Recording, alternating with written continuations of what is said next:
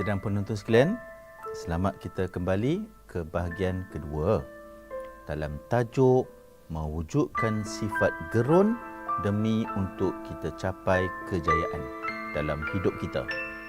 Jadi masa bahagian pertama tu saya telah menekankan kenapa sifat gerun itu perlu wujud dan kita kena ambil secara positif, iaitu tidak mahu membuat kita leka, kita alpa, kita ambil ringan.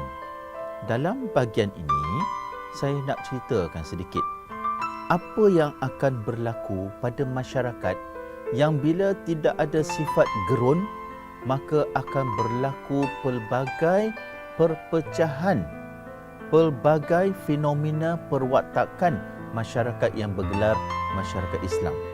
Dan saya tidak mahu nak fikir jauh, kita fikir tentang negara kita sendiri. Tanpa saya nak merujuk pada mana-mana kelompok yang khusus, saya nak ceritakan bila sifat gerun ini kurang untuk dipasakkan dalam masyarakat kita, maka mereka berpecah. Mereka ini berpecah pada watak-watak, ada yang baik, ada yang teruk. Baik, yang teruk tu apa?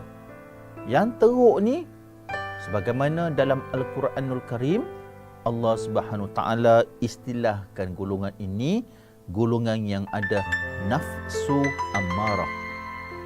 Orang yang ada nafsu amarah ni, dia ada niat nak buat jahat dan dia sedar kalau dia ajak masyarakat ke arah itu memang hasilnya ialah kejahatan dan dia memang jahat dan dia nak ajak orang buat jahat. Yang halal jadi haram, yang haram jadi halal, yang fardu dianggap tak penting, yang mana jelas-jelas ulama kata tak boleh, dia cari juga orang yang seolah-olah ada imej ulama untuk mengatakan benda tu boleh. Ini ialah satu golongan yang akan wujud sekiranya kita tidak ada sifat gerun. Kita akan hilang hidayat, kita akan hilang sifat jihad, kita akan hilang martabat. Nanti golongan nafsu amarah ini akan terserlah. Satu lagi golongan yang boleh wujud kalau kita ni ambil leka ialah nafsu lawamah. Nafsu lawamah ni macam mana pula? Nafsu lawamah ini ialah jiwa yang terumbang-ambing. Kita kasih nasihat, dia naik semangat. Kita tinggalkan dia, dia luntur. Kita kasih peringatan, dia dengar sekejap. Kita tinggalkan dia, dia mudah untuk ikut pengaruh-pengaruh yang tak betul. Ini nafsu lawamah. Sekejap okey, sekejap tak okey. Sekejap okey, sekejap tak okey. Jadi penat kita dibuatnya. Sebab dia ni bukan nak insaf, tapi dia hanya jadi kuat bila dia duduk dalam majlis yang cakap tentang kebaikan. Dia jadi lemah bila dia sendiri pilih untuk wujud dalam majlis yang membawa pada kelemahan. Satu lagi golongan yang wujud kalau kita ini kurang ada sifat gerun. Golongan yang saya namakan golongan yang ada fikrah maghluq. Hujungnya qaf. Ini ialah golongan yang hati dia tertutup. Dia tak mau dengar cakap orang. Dia punya taksub tinggi. Kita cakap yang benar, dia tolak. Kita bawa bukti yang nyata, dia sangsi. Sebab apa? Otak dia dah tertutup. Ini ialah golongan fikrah maghluq. Ada satu lagi golongan. Ini pula ialah mereka yang ada fikrah maghlub. Hujungnya ba. Ini ialah golongan yang mana fikrah dia terkongkong. Tapi ini ada harapan lagi. Ini ada harapan dengan syarat kita pandai untuk nak didik mereka, mendekati mereka, cuba untuk menasihati mereka cara yang sesuai dengan jiwa mereka. Dalam hal ini perlu pada gagasan, yang kalau kita nak nasihat mereka ini, mereka gagasan ini mesti pandai untuk mendekati orang mengikut kehendak dan cita rasanya. InsyaAllah kita boleh berjaya. Sebab mereka ini sekadar fikrah dia terkongkong. Ada satu lagi golongan yang dikatakan sebagai mereka yang ada hati muqallibun, berbalik-balik. Sangsi tak kena tempat. Dia bila jumpa dengan kita, dia rasa macam, betul. Tetapi, ada tetapinya tu. Tapi kalau dia jumpa pula dengan orang yang jahat, dia dengar, tapi dia tak telan semua. Sebab dia pun ada kata, tetapinya tu. Ini ialah golongan hati muqallibun. Dan ada lagi golongan yang terakhir tu ialah golongan nafsu mulhimah ataupun nafsu mutmainnah.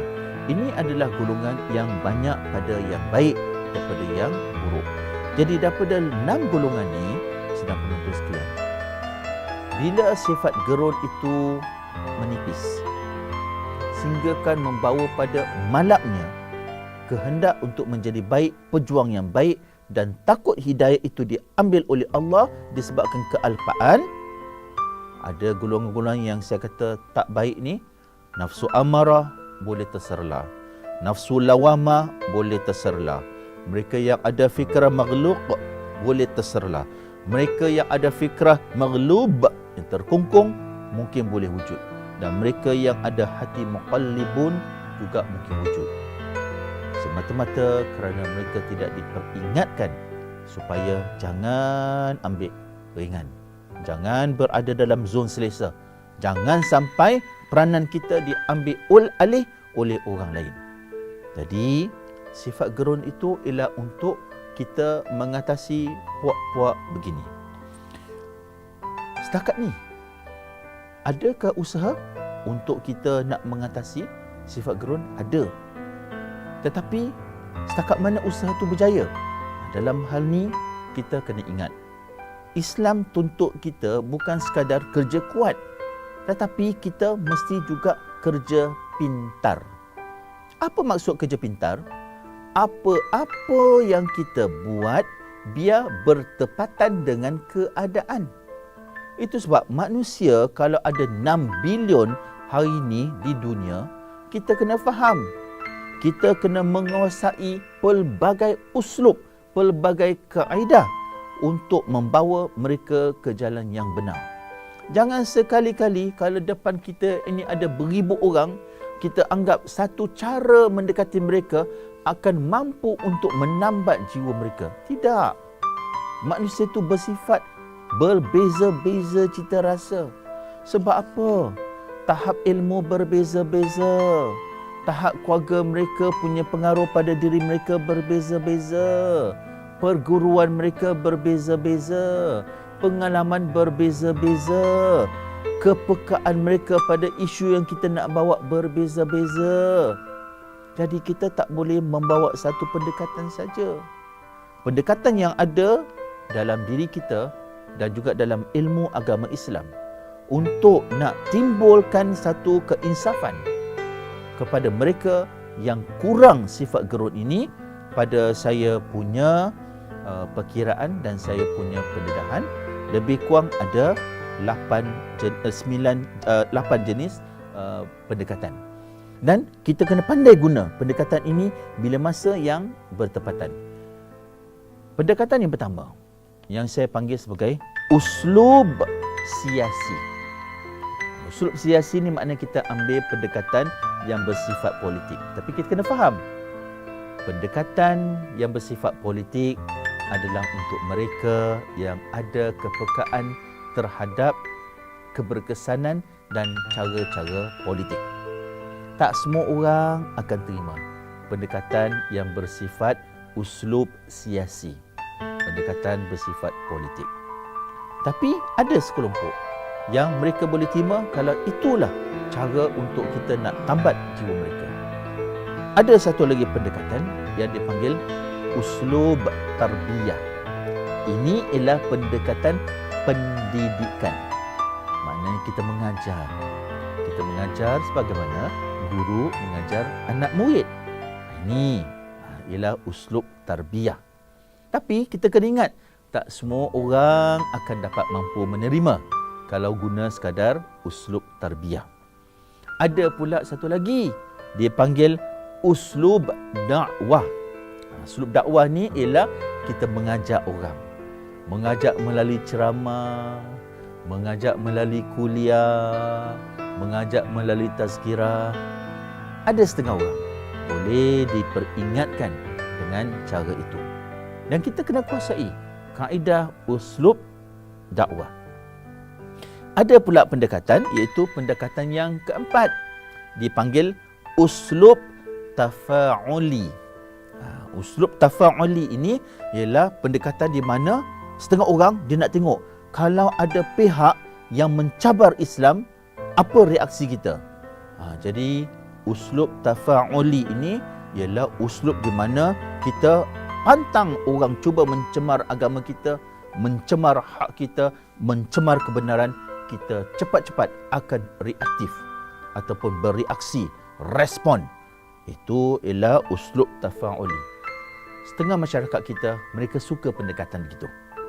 Tapi ada pula masyarakat kita yang uslub-uslub yang saya sebut ni tak ada apa-apa kesan, sebab mereka ini lebih terkesima dan teruja dan menerima apa yang dipanggil sebagai uslub mukafa'ah. Uslub mukafa'ah ni macam mana pula? Kaedah di mana kita kasih hadiah, kita kasih ganjaran, kita kasih bantuan, iaitu bersifat insentif. Dan dalam sejarah Islam memang wujud orang-orang yang suka pada kaedah insentif bahawa dia nak mendekati Islam. Classical case ialah Abu Sufyan. Dia masuk Islam saat di mana Rasulullah sallallahu alaihi wasallam cakap pada Abu Sufyan, besok kami akan masuk Makkah, membebaskan Makkah. Ada 3 tempat yang selamat. 1, sesiapa yang berada dalam perkarangan Kaabah. 2, siapa yang ada dalam rumah dia. 3, siapa yang ada di rumahmu selamat. Abu Sufyan bila dia dengar, ya Allah, rumah aku dipilih, maka dia lihat ini sebagai satu insentif dan dia pun masuk Islam. Ada pula satu lagi, iaitu uslub idghat. Ini ialah mendesak.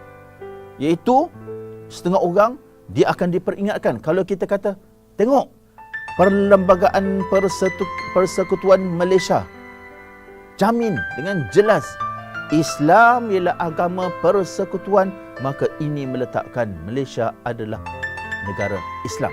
Dia suka macam kita mendesak gitu. Dia suka cara gitu. Ataupun dia kata enactment negeri Selangor menjaminkan sekian. Siapa yang cuba lawan ini mengikut enactment boleh disabit. Maka hukumannya sekian. Setengah masyarakat kita ni akan wujud gerun kalau mereka diingatkan dengan cara uslub idghat, iaitu kita mendesak. Satu lagi uslub kaedah ialah uslub dakwah litafkir, iaitu masyarakat yang didekati bila diajak berfikir. Dan hari ini kita dapati banyak masalah yang wujud dalam masyarakat kita kerana masyarakat kita semakin tak mahu nak berfikir. Terlalu bergantung pada internet sehingga kan nak baca Al-Quran, nak belajar makhraj pun nak bergantung pada internet, nak bergantung pada perisian komputer. Mana boleh? Dia tak sama. Sebutan tertentu tu, guru tu sampai nak kata ini kena sentuh kat langit, ini kena belakang lidah, ini kena depan lidah.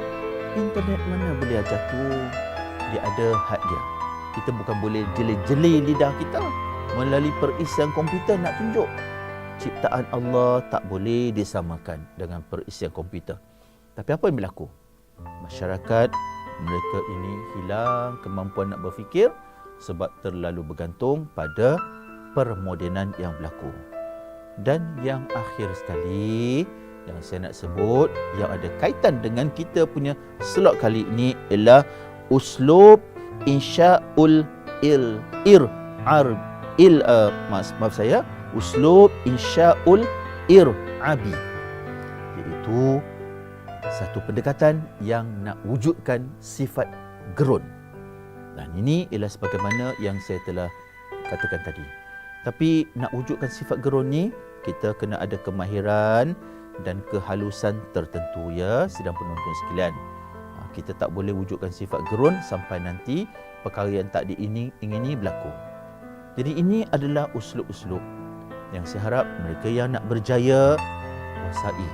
InsyaAllah, kalau kita mendekati kaedah ini, kita tak lari daripada kaedah yang Allah redha, nak mendekati masyarakat kita dan membawa mereka pada kebenaran. Sekian wallahu alam. Semoga kita berjumpa sekali lagi. Assalamualaikum warahmatullahi wabarakatuh. Layari www.amarnetwork.my/tv untuk berita lanjut. Sekian berita AMR.